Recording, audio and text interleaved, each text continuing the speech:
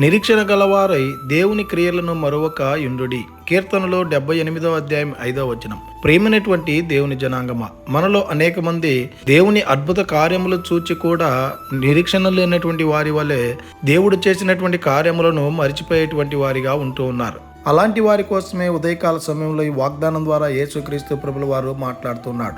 ఆయన నీ పట్ల చేసినటువంటి అద్భుత కార్యములను మరొక వాటి యందు మనము నిరీక్షణ కలవారమై ఉండేటువంటి వారంగా ఉండాలని దేవుడు కోరుకుంటూ ఉన్నారు. అయితే నీ జీవిత విధానము ఎలాగా ఉంది? దేవుడు చేసినటువంటి అద్భుత కార్యములను మరిచి నీ ఇష్టానుసారమైనటువంటి జీవితంలో, నిరీక్షణ లేనటువంటి జీవితంలో నువ్వు జీవిస్తూ ఉన్నావా? ఇక నుంచైనా ఆయన నీ పట్ల చేసినటువంటి అద్భుత కార్యములను నిరీక్షించి వాటిని మరవకుండగా మనము ఆ దేవుని యందు విశ్వాసము కలిగి జీవించేటువంటి వారంగా ఉండాలని కోరుకుంటూ ఈ దిన వాక్యం ద్వారా దేవుడు బలపరచును గాక.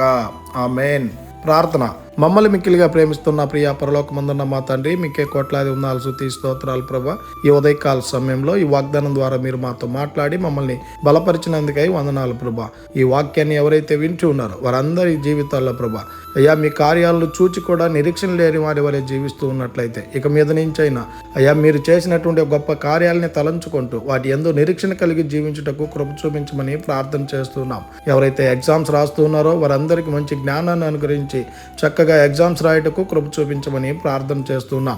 ఎవరు ఏ శ్రమల్లో, కష్టాల్లో, బాధల్లో, ఇరుకుల్లో, ఇబ్బందుల్లో, సమస్యల్లో, అనారోగ్య పరిస్థితుల్లో, ఆర్థిక పరిస్థితుల్లో ఉన్నారో వారందరినీ మీరు జ్ఞాపకం చేసుకోమని, అట్టి స్థితి నుంచి ప్రతి బిడ్డను విడిపించి మీ అందు భయభక్తులు కలిగి జీవించడం కృప చూపించమని ప్రార్థన చేస్తున్నాం. ఇది నాన్న ఎవరైతే నూతన కార్యాలు మొదలు పెడుతున్నారో, పనులు చేస్తున్నారో, ప్రయాణాలు చేస్తున్నారో, వాళ్ళ పనుల్లో, ప్రయాణాల్లో, నూతనమైనటువంటి కార్యాల్లో మీరే తోడై ఉండి నడిపించమని యేసుక్రీస్తు పరిశుద్ధ నామమున అడిగి మరి ప్రార్థిస్తూ ఉన్నాము తండ్రి.